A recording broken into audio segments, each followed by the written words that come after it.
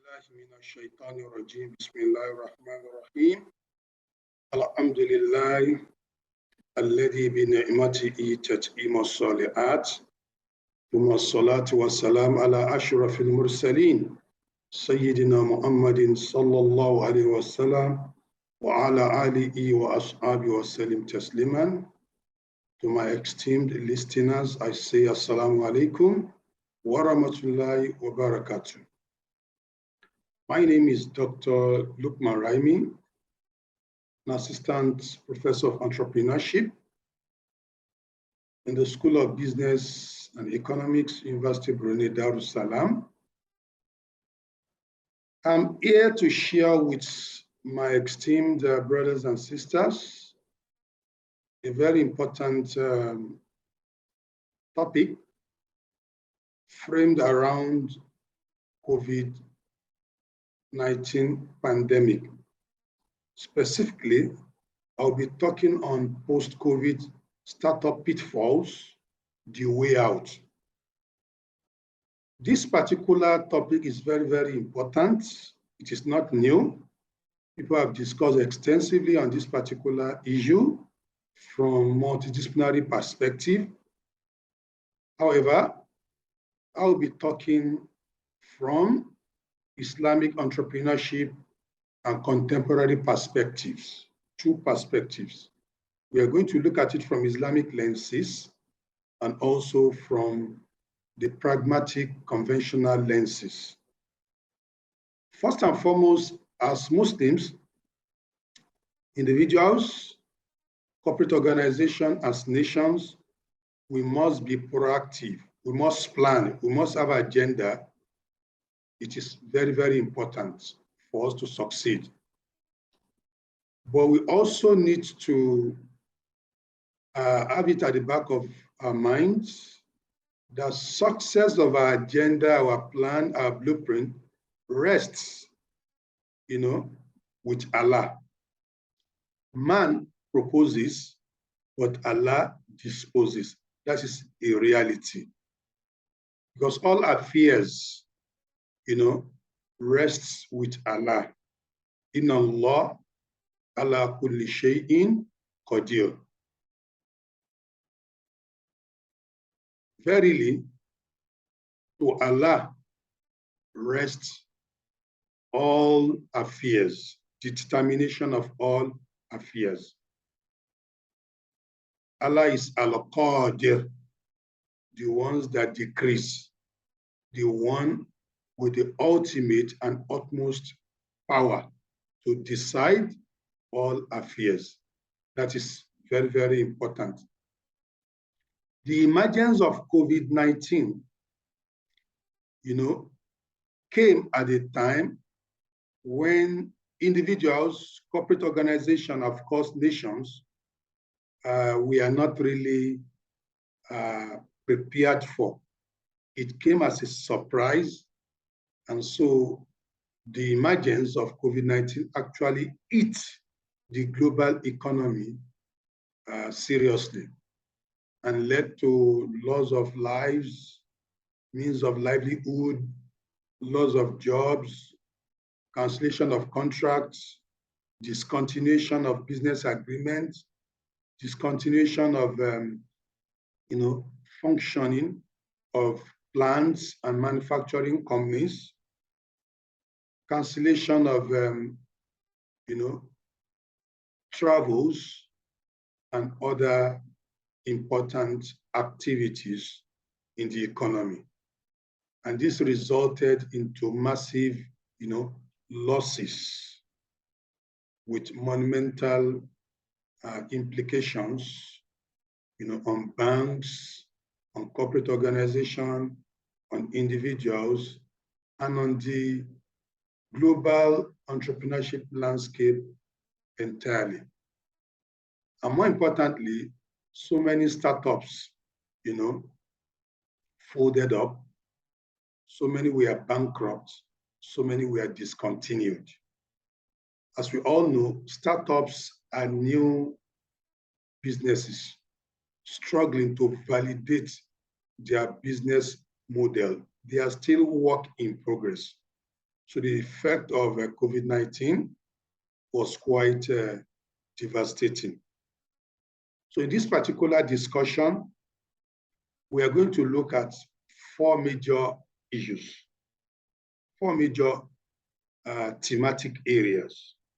The first thing is, what is post-COVID startup pitfalls? What does it mean?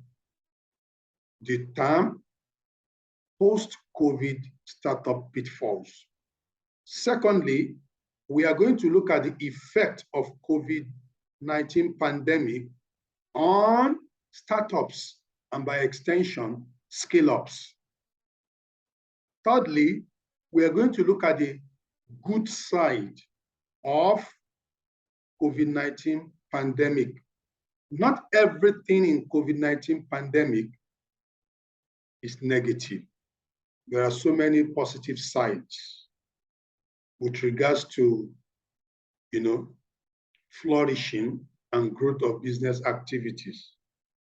And then finally, we are going to provide solution to startup pitfalls as a way out. First and foremost, the word post-COVID simply means after COVID. COVID has come and is going. I don't want to say has gone because some economies are still contending with COVID-19 pandemic, but some have actually put COVID-19 pandemic behind them. So the word post-COVID simply means period after COVID. Now we are doing stock taking. We are doing risk analysis. We are looking at our areas of strength and weaknesses after the COVID-19 pandemic backlash. So the word post-COVID startup pitfall simply means the challenges that startups are suffering from after COVID has actually disappeared or disappearing.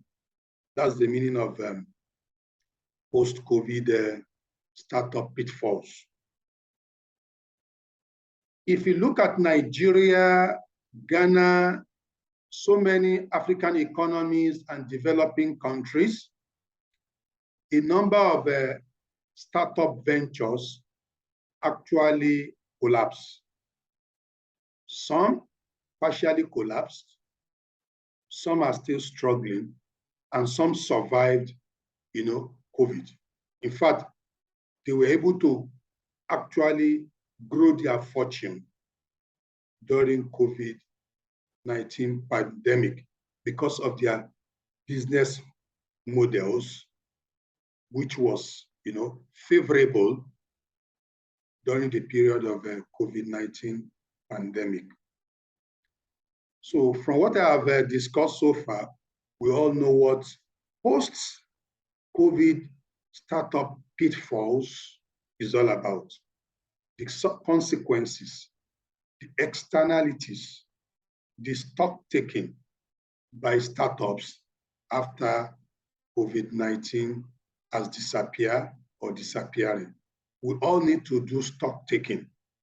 We all need to look at our assets and liabilities after that particular event. So that is what post-COVID startup pitfalls is all about. We are looking at the negative side. But because COVID is like a scissors, and a typical scissors has two sides, the good and the bad. So in this particular discussion, I will look at both.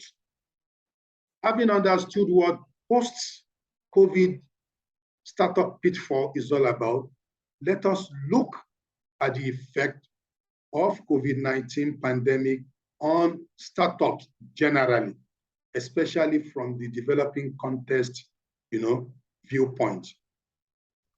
Number one,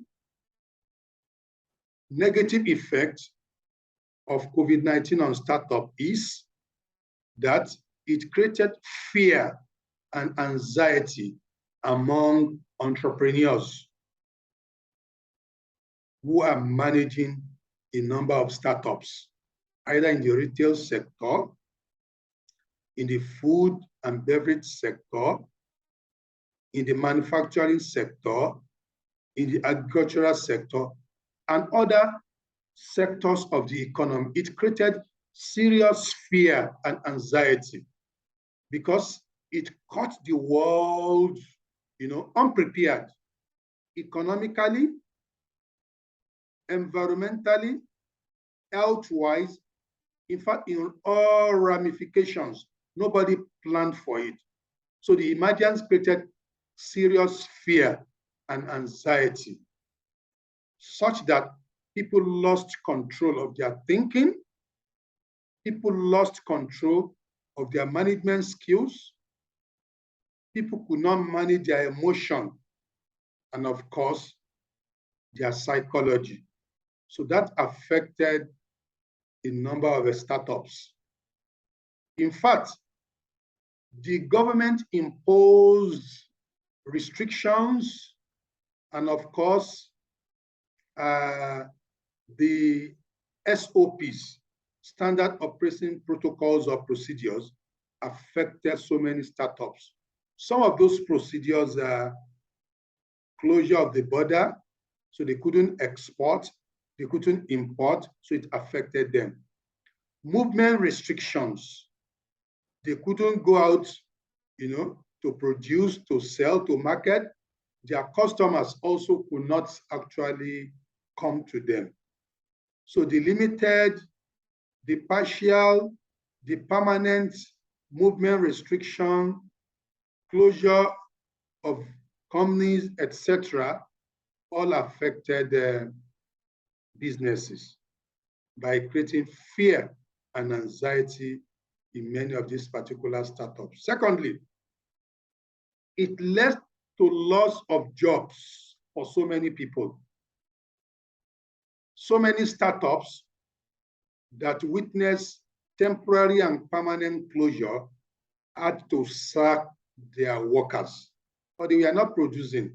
And if you are not producing, obviously you can't pay your bills.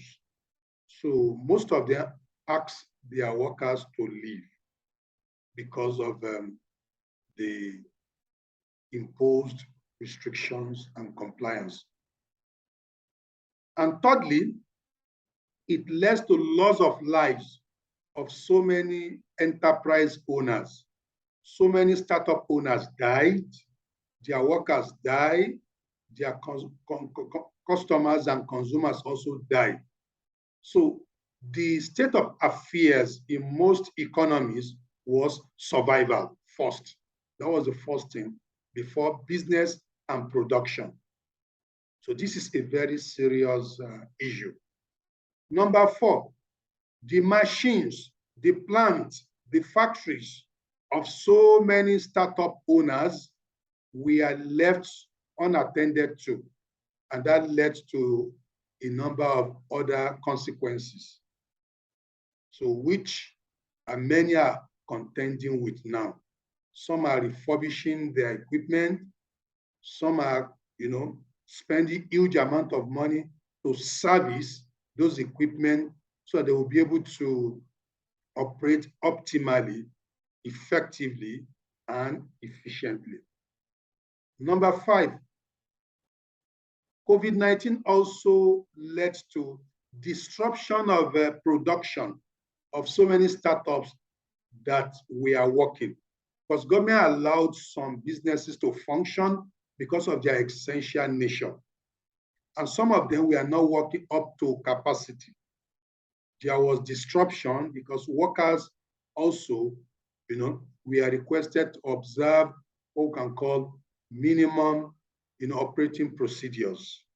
They require physical protective equipment. Where such cannot be provided, such startups are not allowed to operate. Consequently, some were not covering costs.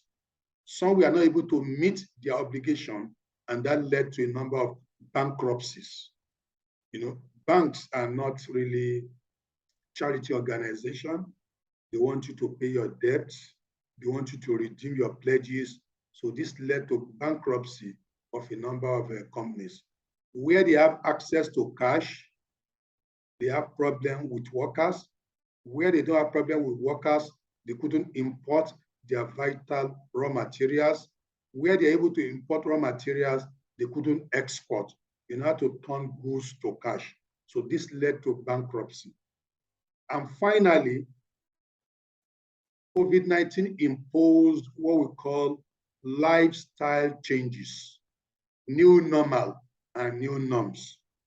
So many startups that we are not prepared to observe this new normal, these new lifestyle changes, these new norms by investing in enabling technology, by upscaling their business model, will actually not function. So this is another serious effect of COVID-19 pandemic. And so in the economic literature, we are told that whenever economic recession occurs, either caused by financial crisis or public health crisis, it often leads to a serious turbulence in the economy. And there are two perspectives with regards to behavior of startups. The first one is the vulnerability perspective. And the second one is the resilience perspective.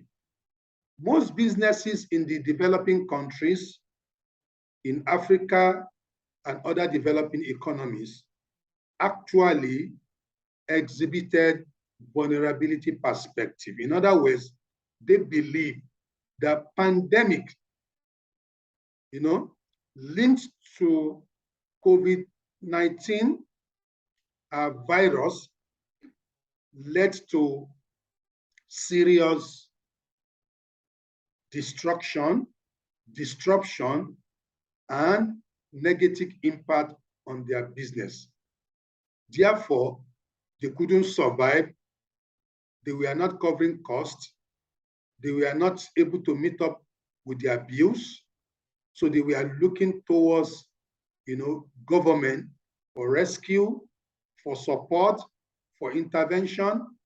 And where those supports, intervention are not forthcoming, many of them, they died and evaporated flatly. That's a vulnerability perspective.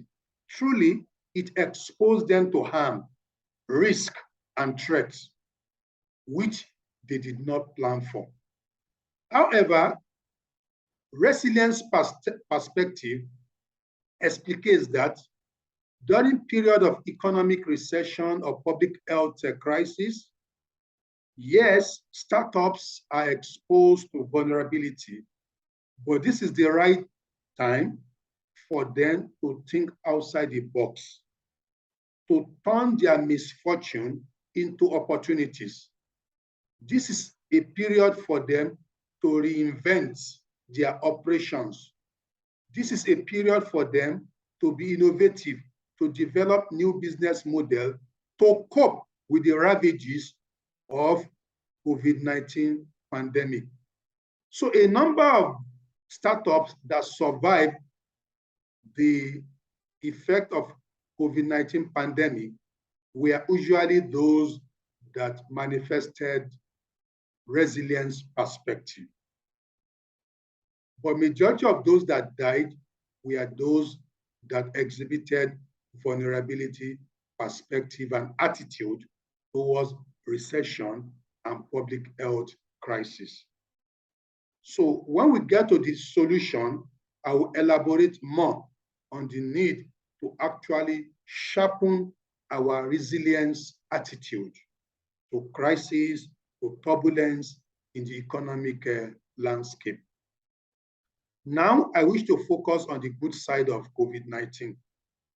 Yes, COVID-19 came with two sides, the negative and the positives. So those who actually exploited the positives were those we call the foremost startups. These were the leads. Leads simply means those who are leaders, those who smile to bank, despite the ravages of COVID-19 pandemic. But those who were complaining, those who are lamenting their losses, who couldn't think outside the box, who couldn't turn their woes into fortune, we call them lags. They were lagging behind. And that explains why they couldn't make fortune from the COVID-19 pandemic. So what are the good sides? Number one, COVID taught startups, entrepreneurs, and of course, people who are ready to unlearn, relearn, and learn. It taught them 3 skills. One, reinvention, retooling, and relearning. Then in a period of pandemic caused by financial crisis or public health issue, people should reinvent. A number of people who lost their job reinvented their lifestyle skills into something else. Some became entrepreneurs overnight, and they were selling a number of essential products that people require during pandemic. This is because in reality, in time of peace and war, human beings must feed, they must eat, and they need essential medication and antidote to make themselves happy. So those who reinvented their misfortune to provide food, drinks, and medications for people were actually making it. There are a number of tailoring companies that switch from sewing clothes to production of physical protective equipment, face mask. There are a number of companies that actually created a spin-off from their existing company. They move into production of hand sanitizer, face mask, nose mask, face shield, and some other things that people require. There are a number of markets that move from physical market to online market. So those who are able to reinvent, who are able to retool, they were the leads at the peak of COVID-19 pandemic. Secondly, new products, new services, new processes, new marketing mechanisms emerge during the period of COVID-19 pandemic. I've just mentioned face mask, nose mask, face shield, and sanitizer of different types, pocket and sanitizer, toilet and sanitizer, public and sanitizer, different shapes and sizes. All these are new products. New processes emerge. People were learning in different ways, virtual learning, virtual platform. In order to keep education going, people design software and learning management system that were compatible and consistent with standard operating procedures of government. That's number 2. Number 3, COVID-19 led to a boost in economic activities for certain products and services. For instance, people were asked to stay indoors. So in order to keep themselves busy, in order to keep themselves engaged and emotionally stable, they resorted to watching videos online, virtual cinema, virtual entertainment, virtual museum, virtual tourism. Everything became virtual. Even religious activities became virtual because mosques were shut, churches were shut, so people engaged themselves as online community. That is what a boost to virtual economic activities. Number 4, it led to emergence of smart technologies, and innovative business model. So many people created friendly business model that are consistent with government policies. I've mentioned the education sector. Even health sector, there were apps. Apps were developed for booking appointment with doctors, for booking appointments with diagnostic center. And when you book your appointment, the diagnostic center will arrange for people to come to your house for collection of blood samples. And this will be taken to the laboratory, diagnosed, and you get your result on your smart devices. If there is need for you to buy drugs, it led to e-prescriptions. Pharmacists will prescribe drug for you online, and you pay online, and it will be delivered to you physically. So this is emergence of smart technology. Already we have fintech that enable people to make payments seamlessly. Also, there emerge platform for learning, short courses, long courses, and also there emerge platform for entertainment using smart technology.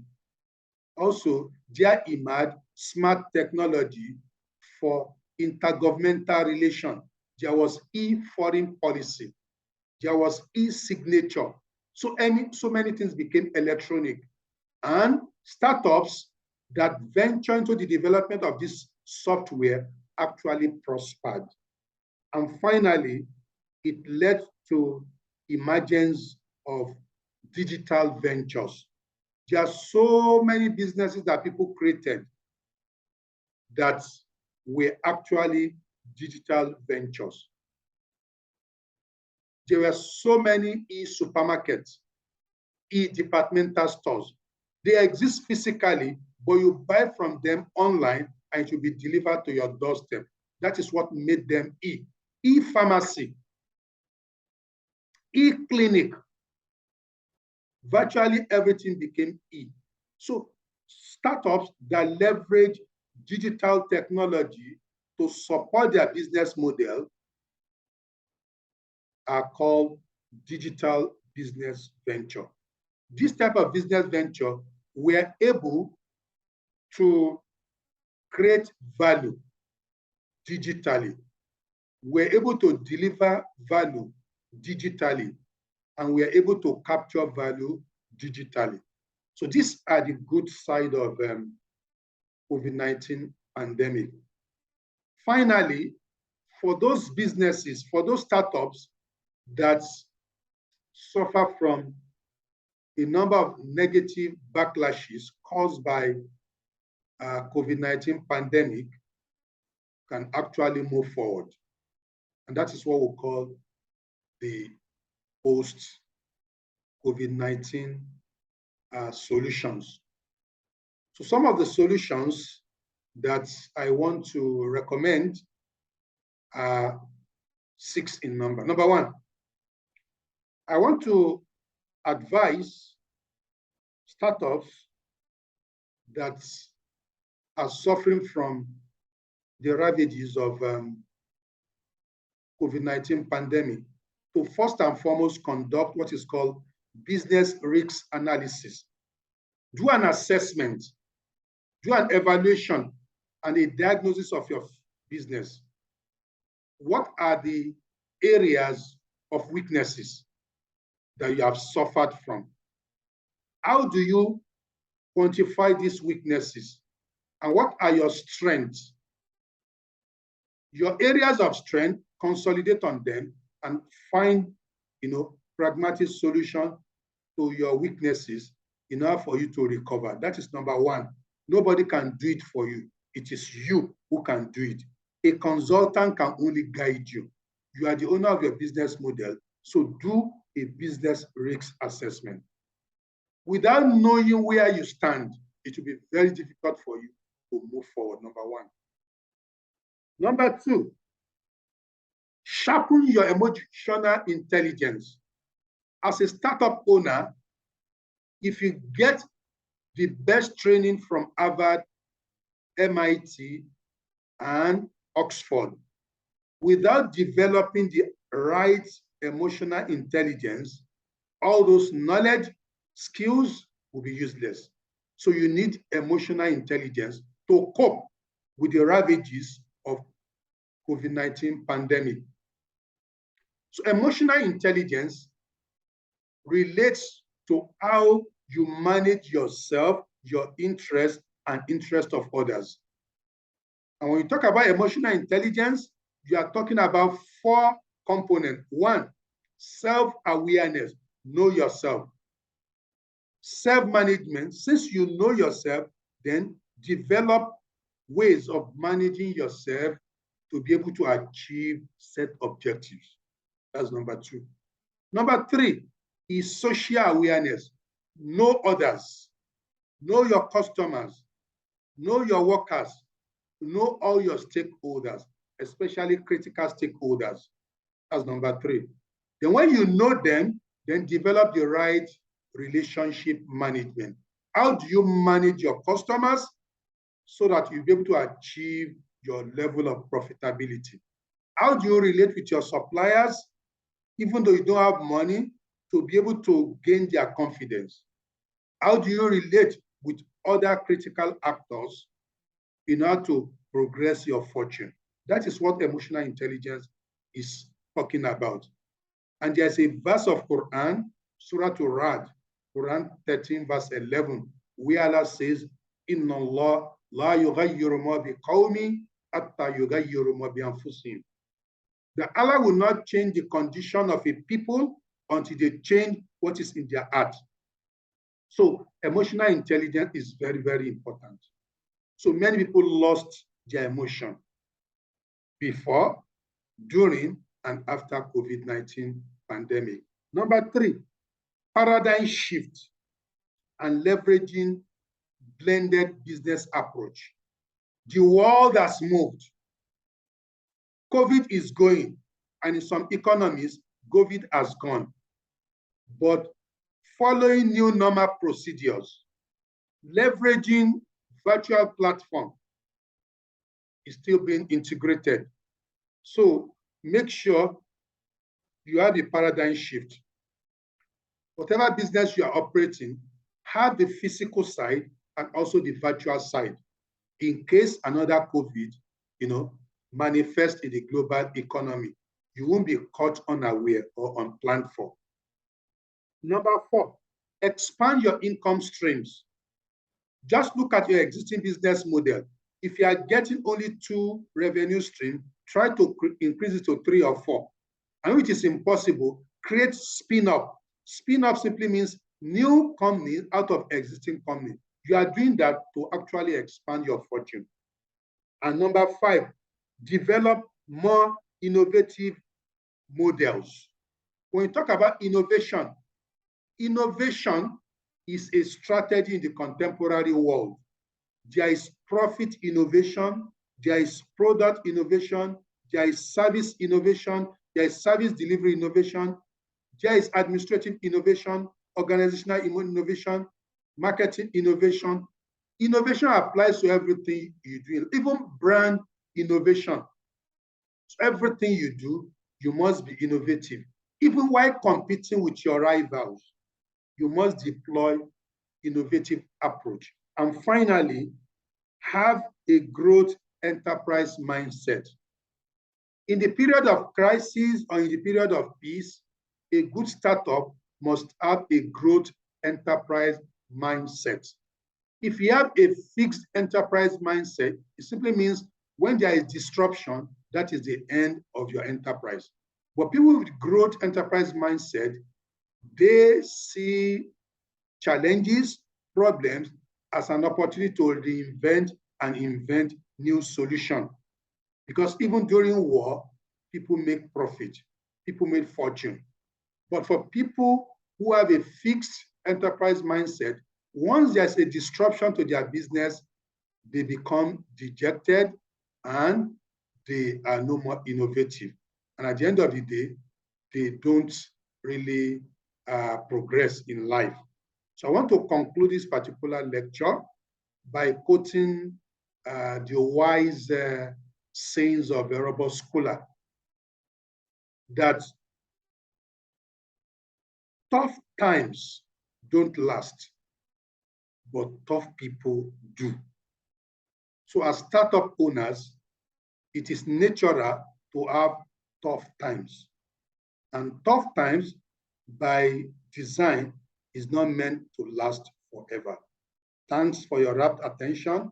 Assalamu alaikum wa rahmatullahi wa barakatuh.